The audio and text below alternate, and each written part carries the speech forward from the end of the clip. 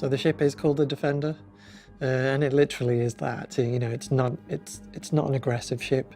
I mean, it's a very unique looking ship. We needed to link up with the writing team in LA, so David and Will, to find out what the Banu are about, if there are any specific things that we needed to take in mind when we made the ship. We knew from the beginning that if they had like a fighting ship, it would probably be an escort ship primarily, because what would they want to do with it? They would want to protect their valuable trading ship. What we generally do there is we take the requirements from Ben and Chris, and we look at ships similar to that role to see kind of where it fits in the universe. And I think initially there was about 18 initial ideas of just different configurations.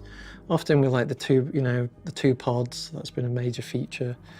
And also taking into account, on the Merchantman, we've got there's ramps feature heavily, and trying to sort of just tie that in as well. So on this one, I think Chris picked 3 that he liked, and then we kind of just riffed on those, a little more in 2D, a little more in 3D, just super blocky. It's almost what looks good first, and then we can sort of come back from that and go, okay, well, how do we actually make this work? As we've learned more about not only our game systems, but as the race itself, that's also been slowly being brought up to date and adjusting.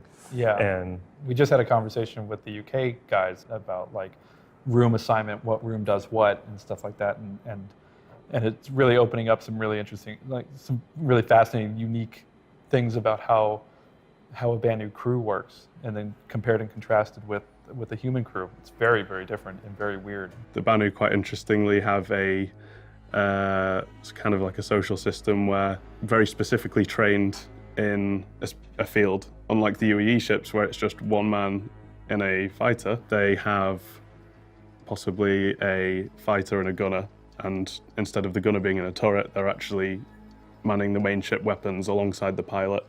So they're trained to work in tandem rather than like a generalist role, which is why there's a dual cockpit system going on with it. Right off the bat, we did like a typical sort of human configuration. Things in racks, and it was instantly obvious that wasn't going to work. It was out of place. The whole rigidity and the structure was complete opposite to what we're sort of trying to get for the interior. And so there was a lot of drawing, a lot of line work, just to sort of, again, it was all about flow lines, curving from the roof down to the floor.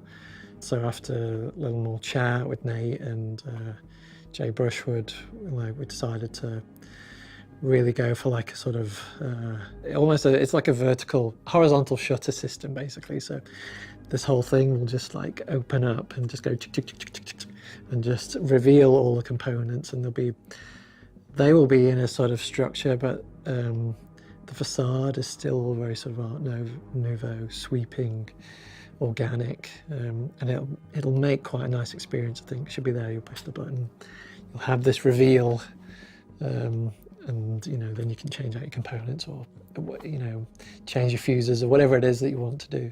So the Defender, as an example, has a bigger shield than most of the fighters we've got in the game, especially of the same size. However, as a counterpoint, it's got a very weak hull. So the second you get through that shield, you're in trouble. The Defender has a Xi'an engine on it, and at a certain point, they were like, oh, this engine's much better suited for this ship than the previous engine that we had on there. So they got the engine design, they retro-engineered it, they figured it out, they started manufacturing it, and now it's a Xi'an engine incorporated into their tech. It kind of comes in 2 configurations. There's like a flight configuration and a landed configuration. I really like the landed configuration. It just creates a really nice silhouette, and you'll know straight away that's the Defender when you see it on a landing pad. There's just no way you'll mistake it. One of the things that we've been talking about internally was the idea that as a culture, they don't have fine art, but the idea being that kind of creative energy goes into the manufacturing of the thing. So that's why all their stuff has really beautiful kind of quality to it. And also the way they build their ships, you can see the pride in how it represents their own personal worth in the artistry behind it, the intricacy. Like, it's just beautiful to look at, and that's because of how much it represents who they are.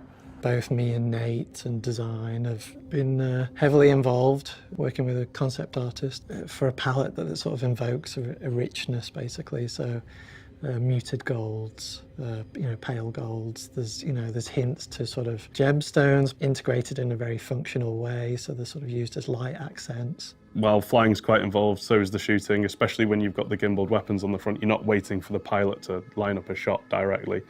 You'll be able to have a little bit of movement there yourself. So while the pilot's trying to track the target, the gunner will be able to shoot within a nice range of that. The dual seats kind of came about because we also wanted the seats to eject, and we really didn't want to force the pilot to eject the gunner as well. But you're also not restricted to this pilot gunner thing either, because this ship is a Banu ship produced for humans. You will be able to get in there, fly it on your own, be the pilot and the gunner. But if you want a friend to pop in there with you, they can do some engineering work. They can jump on the weapons if they want to. So you're a bit more free. And this has been quite exciting. I think the whole team is pretty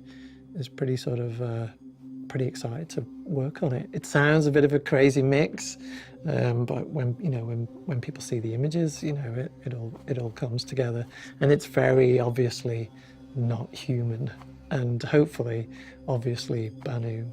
But I think it's going to be good. I'm looking forward to seeing it sort of come through the production process and then turn up on people's screens.